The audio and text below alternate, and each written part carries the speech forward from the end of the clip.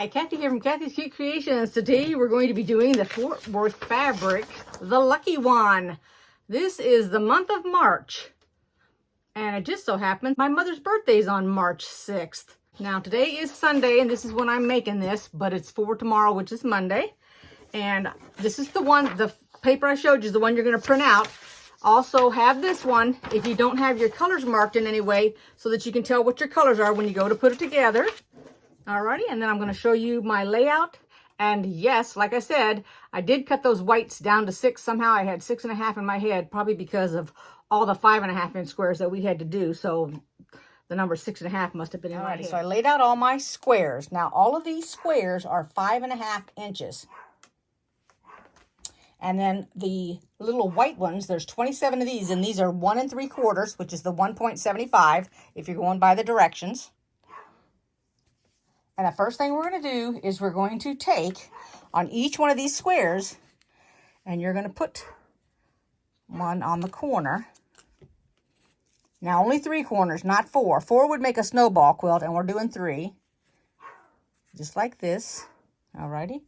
But now remember, you're going to want to mark them because they need to be sewn from corner to corner so that we can lift this up.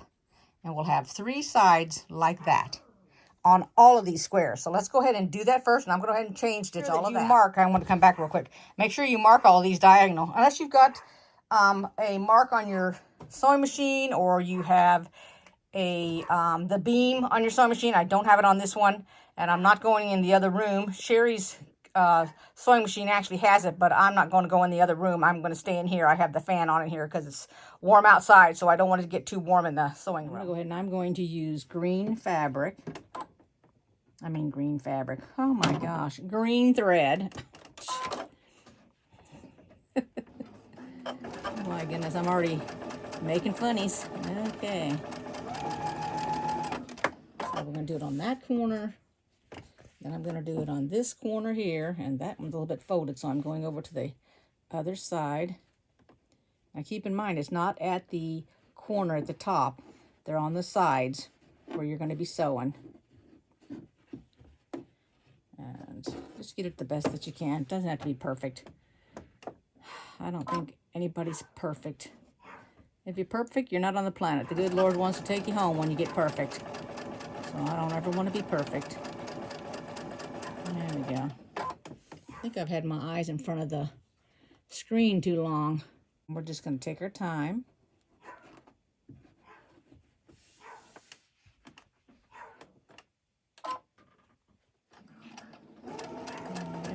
Hopefully none of these will flip over on me.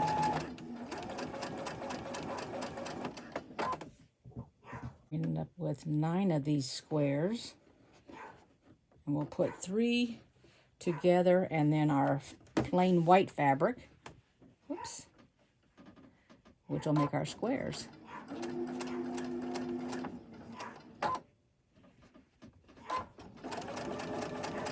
Now remember, if you're making your own and you've used, or even you bought a kit, it doesn't make any difference.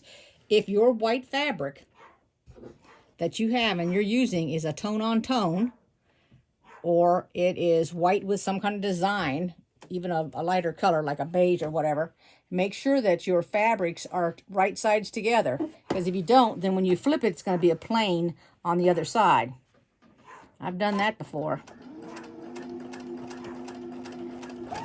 One time I did it, and when I got totally finished with my entire project, that's when I noticed it.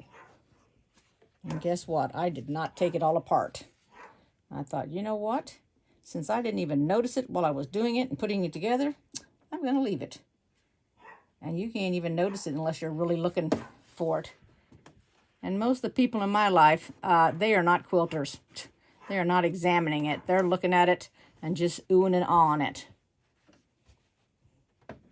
There's no quilt police in my house. Okay.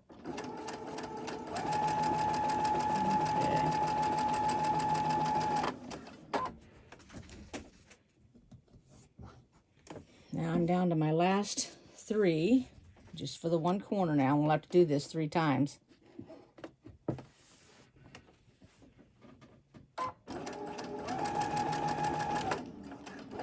I think one of them I got too low. I might have to take that out and redo it. I'll take a look at it here when I get ready to do this. Put my next one on. I'll see whether it's off or not.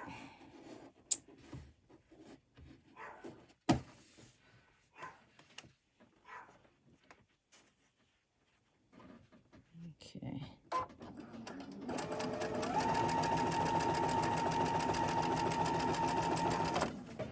And here comes the last one to do that. I'll just scoot over a little bit. There we go.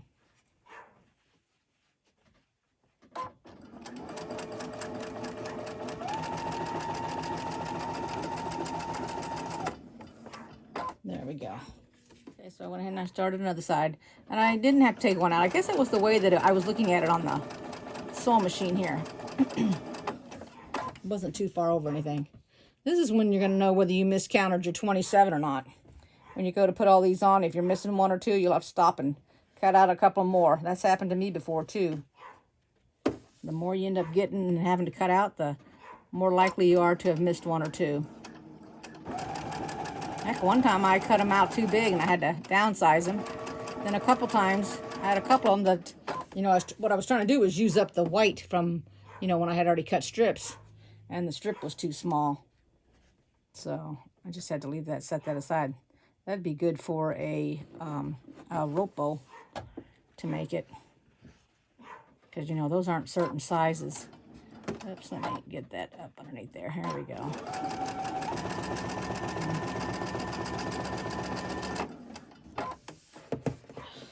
You know, I read or heard somewhere that, you know, your dog doesn't get a sore throat, that they could bark all day long. I didn't know that because I thought one time there was a dog outside barking. I thought, well, gosh, if he barks all day, he won't be able to bark all night because he'll have a sore throat. That's when I found out I was wrong about that. So I don't know how the heck they cannot manage to get a sore throat. So they must not use their throats the way we do. Because I know if we talked and screamed and hollered all the time, we'd get hoarse. Unless their barking is like us talking. I guess we could just talk and talk. As long as we wet our whistle, we're fine.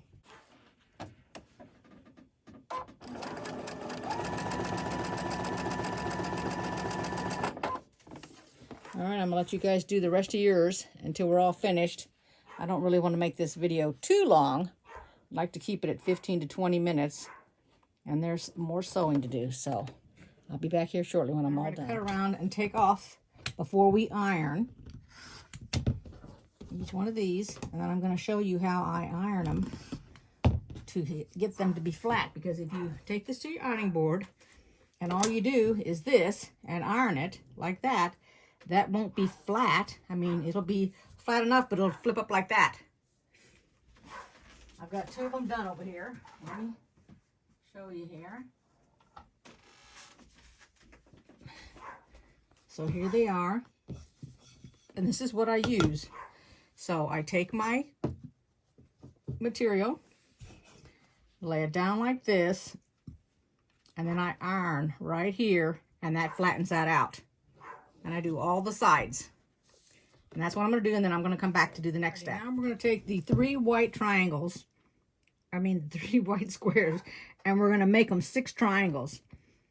So when you lay your ruler down, lay it to the left. In other words, don't lay it right on the edge of the triangle, because then you'll end up cutting it off. You have to allow for a little bit of your own ruler to go up there to the end of it. So we'll have 6 when we get finished. So just do that. Now, the directions are telling you to fold the long side of the rectangle in half and finger press it to mark the centers. And I'm not even sure what that means. I do know that when we get finished, this square needs to be 5.5 by 5.5. If I folded that in half, that would only be that much. So that doesn't make any sense. So what I'm going to do is I'm going to lay this down here. Unless it means to fold these in half, because it didn't show the picture. In order to get the halfway mark, for example, I'll show you here. Make sure I'm in the camera. You fold this in half and put a mark right there. Fold this in half. Put a mark down here. So when you put the right sides together, you can match up your marks right there. And then you're going to sew a 1/4 inch all the way down. And yes, I'm going to be pinning this to keep it from moving on me. All right, and I'll just sew it 1/4 inch all the way down, and then we'll put the other side on it. This right here, so we're going to do that now. So get a 1/4 inch on your machine, however you distance your 1/4 inch. And I'm going to start down here at the bottom of the fabric, but that's not going to be on the white fabric, so it's going to come onto the white fabric.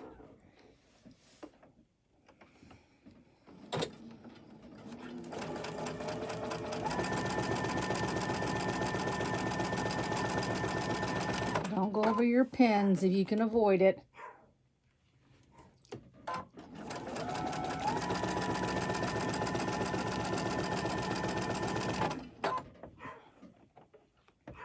And I'm coming right off the edge here. We're going to do one complete square before I move on. So this is what we're going to do. You can iron that open if you want to, or just lay it.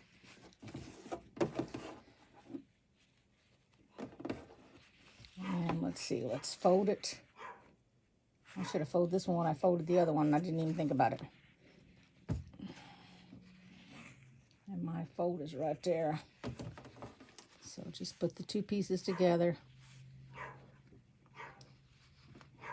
Pin it.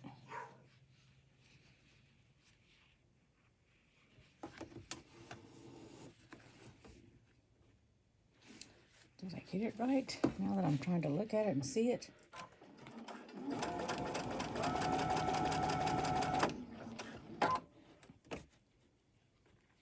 I don't know if that flip is too high.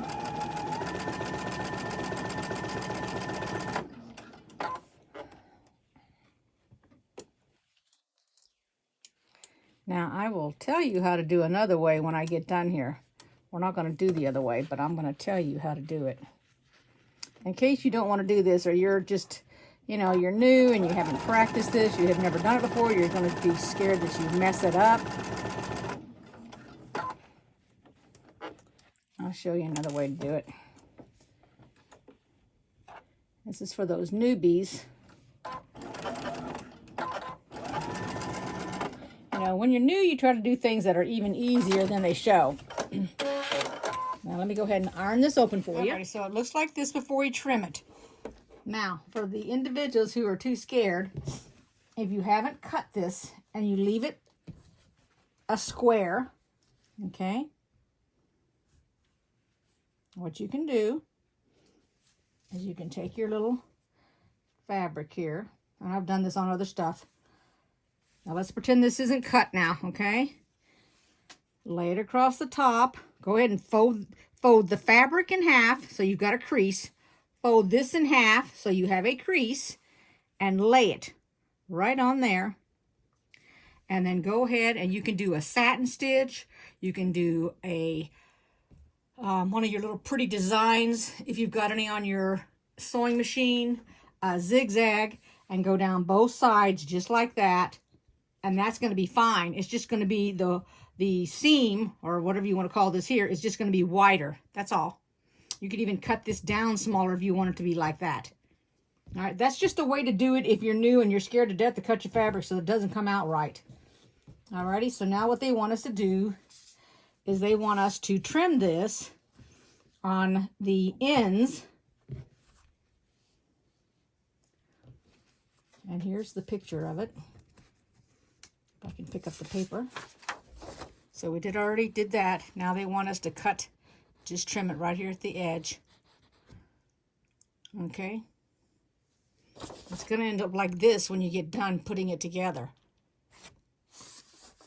And actually, how does it say to do that though? Let's see. Trim completed blocks. Oh, it's talking about 5.5 to 5.5. So Actually, you could go ahead and do your blocks at 5.5. Let me get my ruler over here because I don't have it. My 5.5-inch ruler. And you can see that if I put the square up here and down here, and I'm on my fabric, and I'm down the middle of it here, and actually when you put one of these on it, it'll go just like that. That's 5.5 on the ruler. So it's a shame they didn't show you how to cut that 5.5. Huh.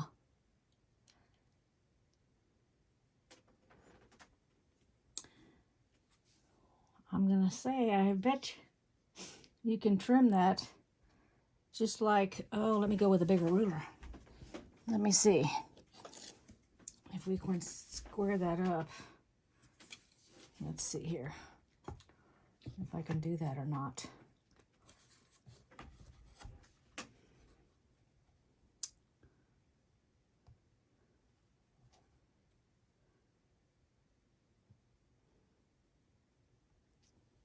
I don't know how the heck they would do that. It just says block should measure 5.5 by 5.5. Well, I guess you could take a 5.5-inch block and put it over the top of that. That'd be a thought too. So if you had your block, you could put it over the top of that. Put your end down here to the left, end to the right like that, and just literally take it, put your block over it like this, because you can see through your ruler, and trim it. And then when you got done, the block underneath would be the exact same size as that, which is your 5.5. I have a 5, this is my 5.5 ruler, so that's what I'm going to use. And I'm going to put it right down the middle of this. This just shows me that my fabric cutting is off.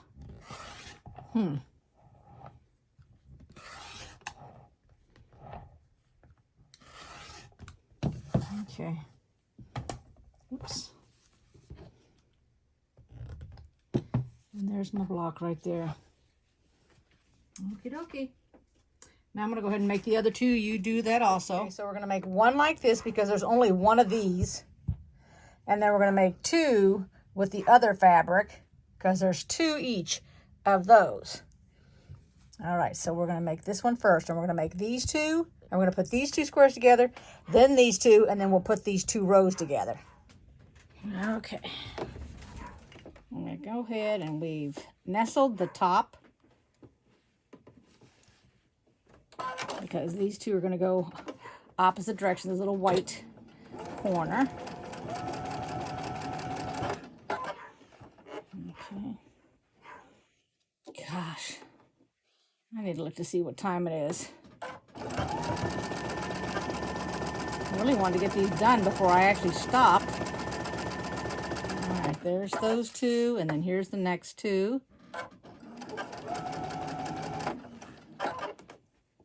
This part should be pretty fast.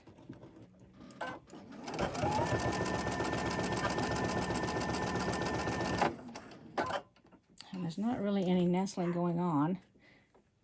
You're just making sure that you get it even, that's all. All right, now let's match up our rows. Now we're going to put the rows together. And you'll have to turn one of those under and one over. It's going to be your preference to what you want to do.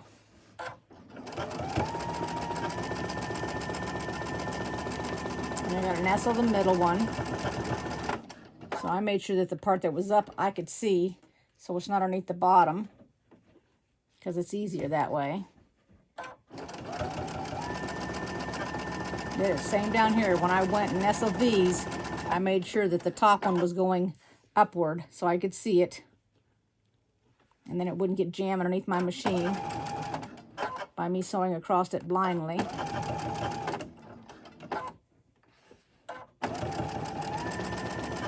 And then I can iron it flat. See how it's laying up? It's because it was ironed the other direction before. So it looks like that. Isn't that pretty? Look at that. All right, go ahead and sew your other two together. the 2 sets. Okay, there they all are, all 3 of them finished. And I will see you next week for the actual assembly, and it looks gorgeous. So I can't wait till next week, and I've really enjoyed this afternoon of sewing with y'all. And if you like this video, give it a thumbs up, make a comment, ring the little bell, click on the little bell so you can get notifications, and I'll see y'all next time. Bye-bye.